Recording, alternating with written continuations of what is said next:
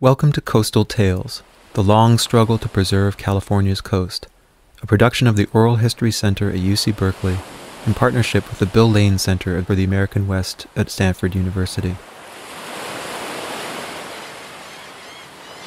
The California coast, stretching over 1,100 miles from the redwoods of Crescent City to the palm trees of San Diego, no other feature defines the Golden State like its coastline.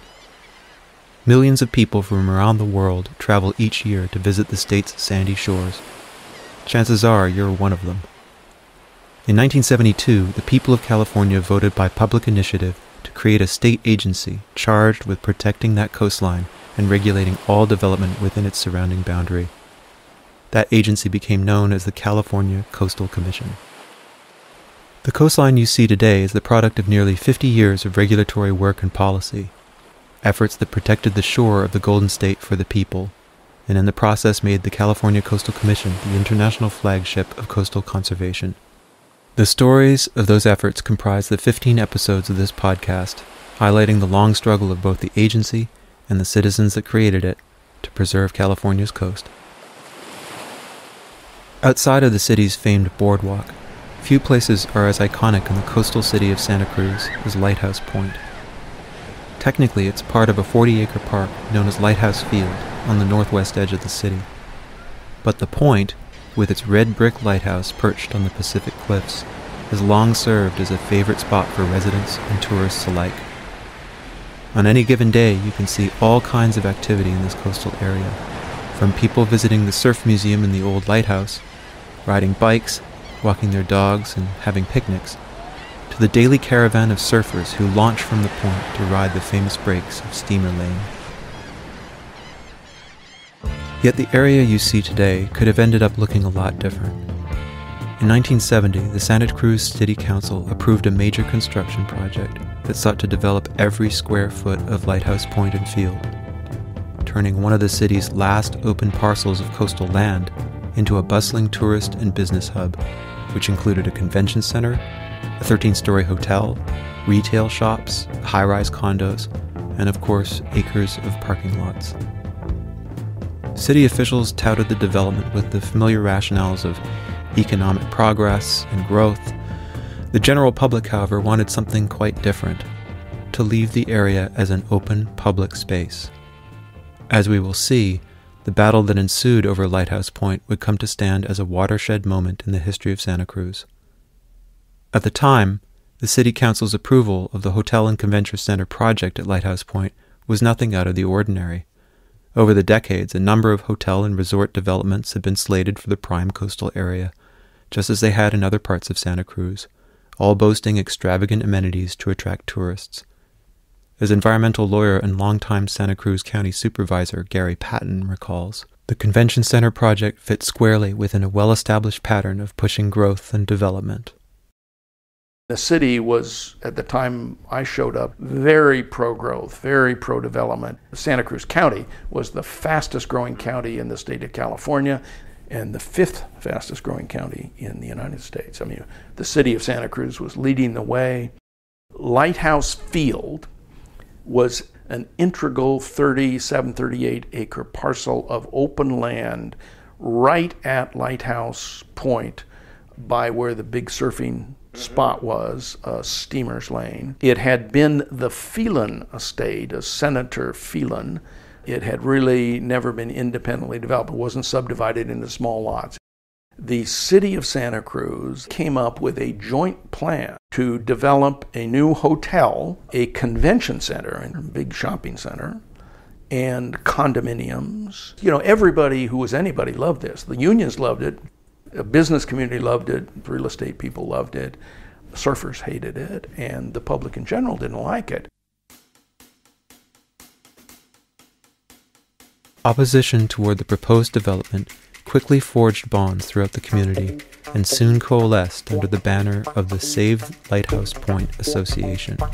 The story of how the Save Lighthouse Point Association started was this young guy who had just graduated from high school, was a surfer. His name was John Scott, and he had 2 items of value: his car and his surfboard.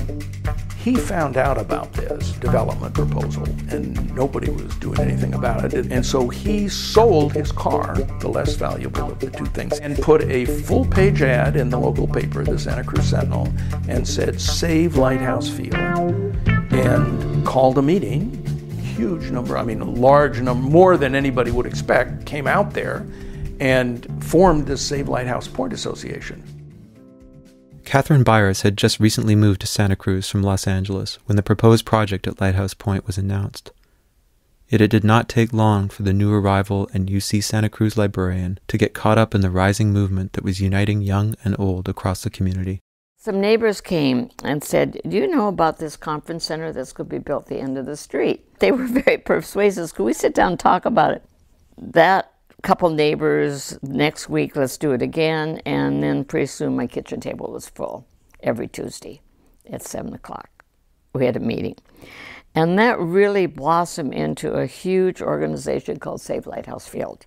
You can believe that the high school students who are all big surfers got involved or paid attention and got their parents. Andy Schifrin, a young city planner and analyst who himself had just migrated to California from the East Coast, was also quick to get involved. When I got here in 1972, I saw a little notice in the weekly throwaway paper that said there was a group called the Save Lighthouse Point Association. They were going to have a meeting and people were welcome to come. I didn't know where Lighthouse Point was. I didn't know anything about the group. I didn't know anything about Santa Cruz. I tend to come from a position, if you're in a community, no matter how short, get involved in what's going on. I went to the meeting. It was at Catherine Byers' house, and that's how I got involved in the Lighthouse Point project. I called up the planning department and told them of my concern and asked them what the process was. What the planner said to me was that, why are you sound like a smart guy, why are you getting involved in this? It's inevitable that this project is going to be built. It's just inevitable. There's no way, the business community wants it, the institution wants it, it's been through all the steps. Indeed, the fight to save Lighthouse Point was nothing short of an uphill battle. Yet in 1972, new weight was thrown behind the community's efforts in Santa Cruz, as Proposition 20, the initiative to create a statewide coastal commission, appeared on the November ballot. For many city residents, Proposition 20 validated their demand for coastal regulation and to have a voice in developments on their coast. That particular petition drive was notable because it was a true citizens' petition. It was, do we care about the California coast? We need to protect it. Let's sign these petitions. I was terrifically impressed by the idea that ordinary people were going to take charge of the government to do something that had to be done. I just remember knocking on doors. I was knocking on doors for years. It seemed like it was a wonderful campaign because people loved it. They loved the idea. They really got it, Young people as well as old people, Republicans, Democrats, white people, brown people, black people. The broad community sentiment was, hey, let's get together and save our coast here. We need to do this. But policymakers who hated this, and they really hated it, was the elected officials in local government who really are being told by the entire public, you're not doing your job, you're not protecting things we care about, we are going to supersede your authority. And that's what the Coastal Act did. That November, Proposition 20 won by nearly 1 million votes, creating what would become known as the California Coastal Commission. Fittingly, it was the first and only state agency in California history established by a vote of the people. The advent of the commission not only promised to bring regulatory statutes and enforcement to the state's coastline, but also give coastal communities a process through which to weigh in on developments. The victory of Proposition 20 bolstered the continued resolve of coastal communities throughout the state to make their voices heard. And in Santa Cruz, that new momentum was seen in the fight to save Lighthouse Point. Politics changed, and that's what happened really in 1972. The politics changed. It was no longer just a lot of retirement people didn't pay any attention. The idea was we can do the same thing here. We're going to save Lighthouse Field. that campaign was essentially stimulated by the kind of energy that we can protect our coast that came out of the Coastal Act campaign. My life changed. I became very involved. I became a political animal, but I also understood the power of the vote. And once you really see, you tend to get involved. We all work door to door. When you're lobbying for something and fighting for something, you just are on it every day. They had to move the city council meeting to the Civic Auditorium. 1,500 showed up. One meeting, 2,000 showed up. So we really had the sense that we were gaining on that front. So we decided we've got to get a lawyer. And they set up a little committee to go interview Gary Patton. And he agreed to be our lawyer. And, I don't think we ever paid him any money, even though we get bills from him. They hired me, and they did pay me at the start, but not for very long. So I just became a member. We met every week, and we just kind of went down the list. We did everything we could possibly do, ending up with a city initiative to pull the city's financing out of the joint project. While residents worked to qualify the Save Lighthouse Point initiative for the local ballot, the proposed development finally came before the newly created Coastal Commission for review. In April 1974, the Commission denied the Lighthouse Point project. For trained planners and policy analysts like Andy Schifrin, who had read every line of the Coastal Initiative, the Commission's verdict stirred no surprise. And the Coastal Act, the Coastal Initiative, if you read it, it had a series of policies about protecting coastal resources. If you looked at this project, which is right on the coast, there was no way that that project could be approved under the Coastal Act.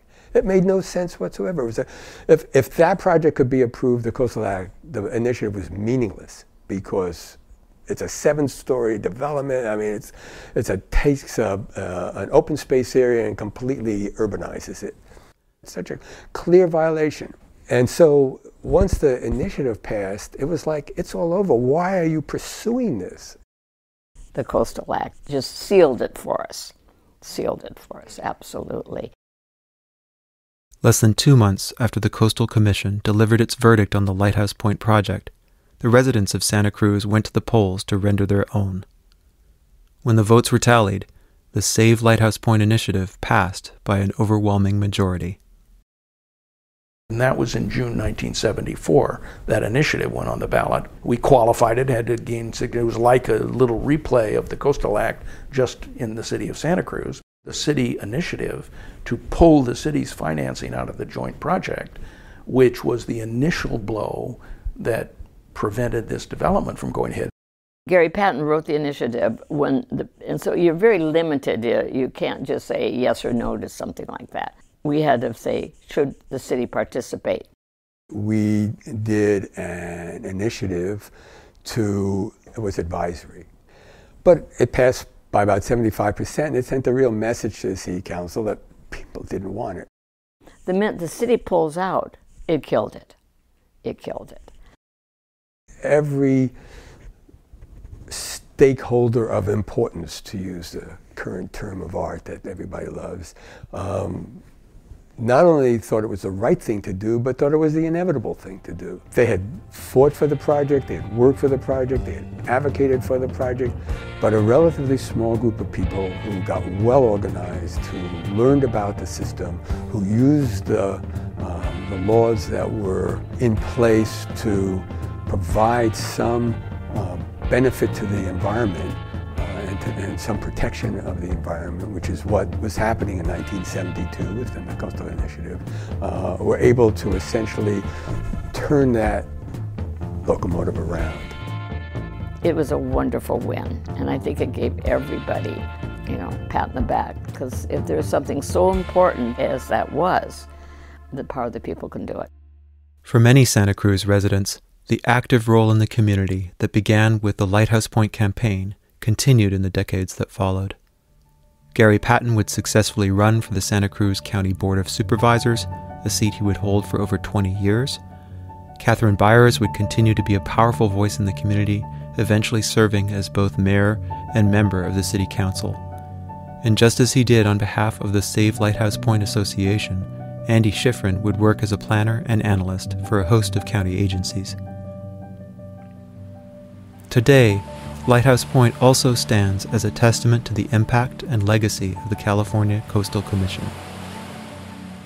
The statewide example of the Coastal Act gave local citizens, ordinary people, the idea that we could take governmental action through an initiative and change the future of our community and to protect it. And so really the whole Lighthouse Point experience, I believe, was deeply inspired by the Coastal Act. The Coastal Act set the model that, hey, wait a minute, we can stop what's happening and do something new and different and that's more protective of the natural environment. And that's really was the history of Santa Cruz County starting right then.